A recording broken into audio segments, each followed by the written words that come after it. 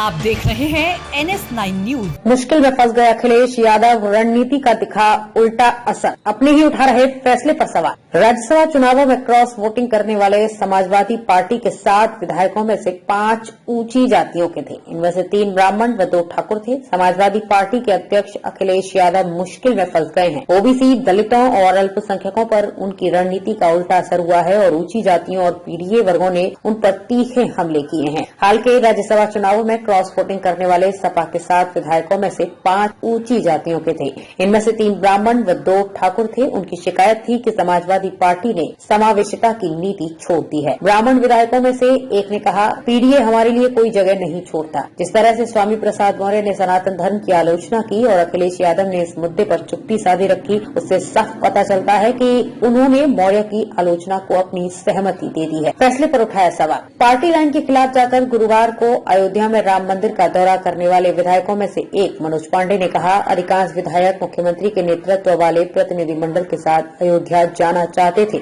हमें लगा मंदिर का दौरा पार्टी लाइन से ऊपर होना चाहिए, लेकिन हमारे नेताओं ने न जाने का फैसला किया और हमें इसका पालन करना पड़ा। ऊंची जाति के विधायकों के साथ ही ओबीसी नेता भी पीडीए के फॉर्मूले पर सवाल उठा रहे हैं। पार्टी विधायक पल्लवी पटेल ने राज्यसभा के लिए उम्मीदवारों के चयन की आलोचना की और कहा, जया बच्चन और आलोक रंजन जैसे उम्मीदवारों के चयन में पीडीए कहाँ है। बाद में वो मान गई, लेकिन उन्होंने अपना वोट दलित रामजी लाल सुमन को दिया। लग रहे तमाम आरोप। स्वामी प्रसाद मौर्य ने सपा छोड़ने के बाद भी कहा कि सपा सही मायने में पीडीए का पालन नहीं कर रही है। उन्होंने कहा कि अखिलेश समाजवाद और धर्मनिरपेक्षता के रास्ते से भटक गए हैं। सपा के पूर्व सहयोगी सुबह सपा के अध्यक्ष ओम प्रकाश राजभर बार-बार अखिलेश यादव की आलोचना करते रहे हैं और उन पर पीडीए के फॉर्मूले को महज नारे के रूप में इस्तेमाल करने का आरोप लगाते रहे हैं। पूर्व सांसद सलीम शेरवानी ने भी अखिलेश पर राज्यसभा के लिए उम्मीदवारों के चयन में मुसलमानों की अनदेखी का आरोप लगाते हुए पार्टी छोड़ दी।